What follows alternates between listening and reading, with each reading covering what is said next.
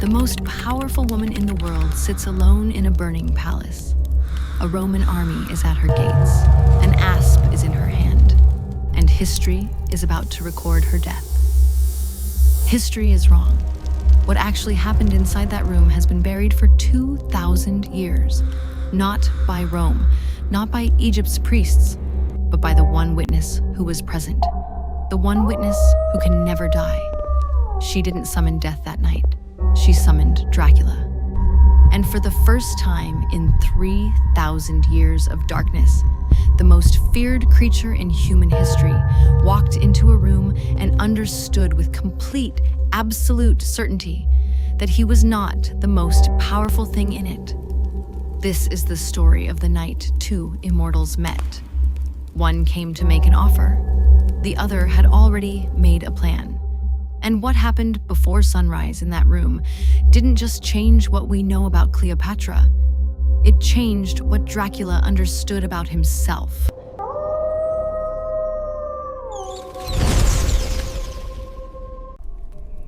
Three weeks before Rome arrives, a black papyrus letter appears inside Dracula's shelter beneath Alexandria's oldest quarter.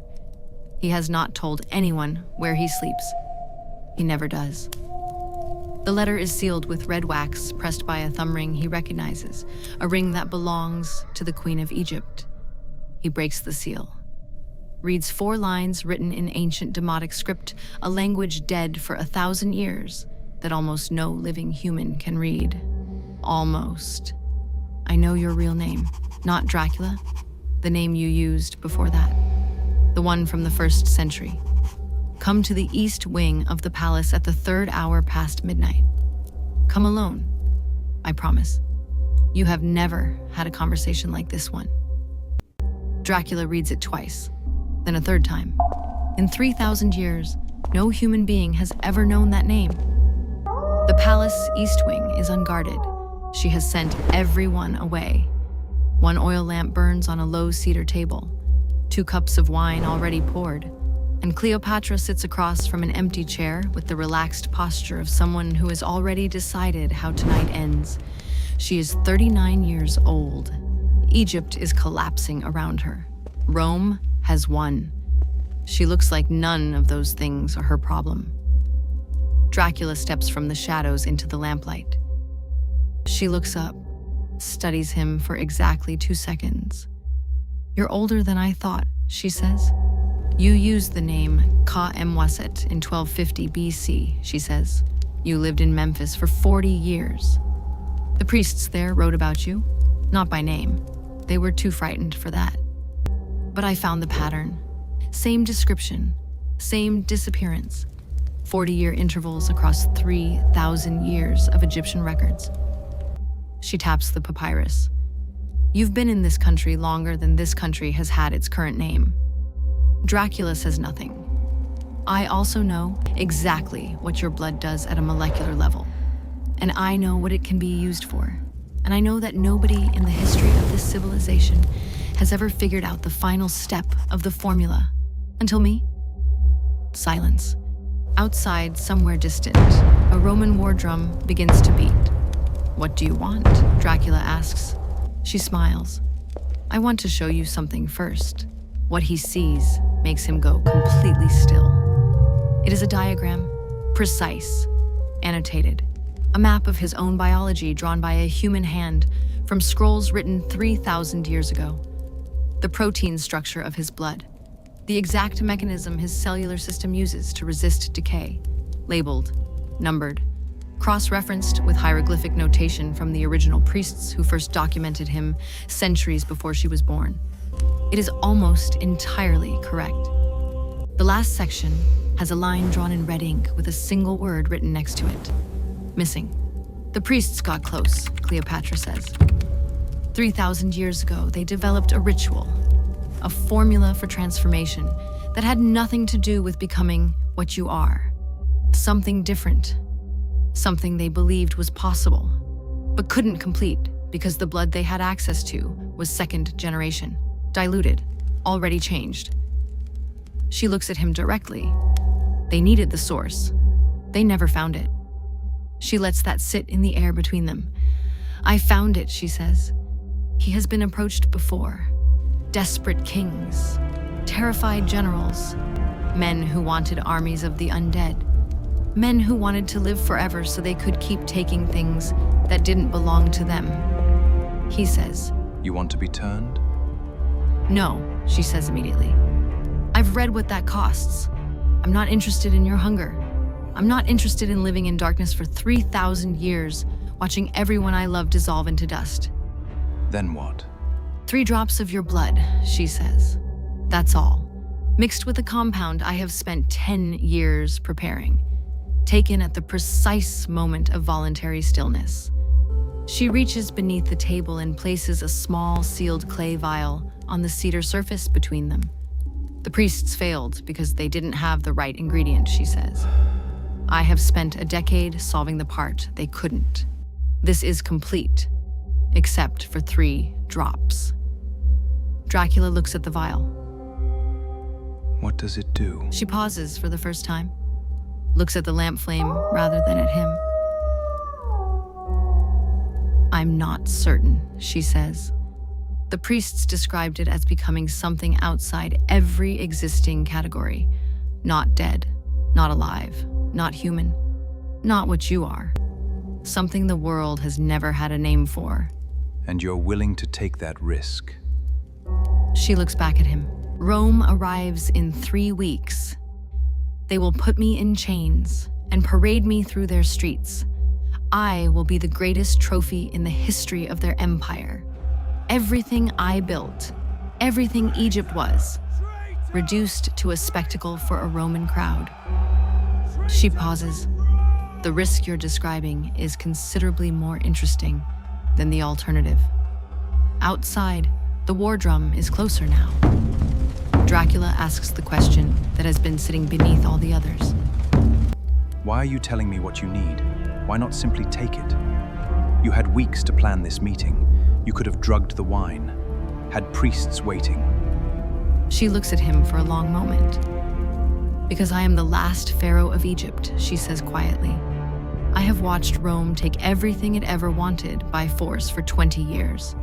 I don't take what isn't freely given. I am asking your consent.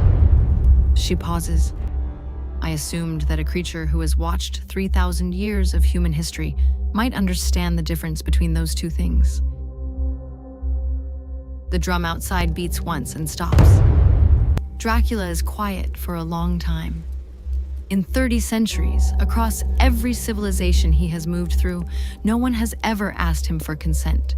They have begged, threatened, bargained, tricked. She asked. He holds out his wrist. 3 drops, he says. She looks at him for a long moment. She does not rush.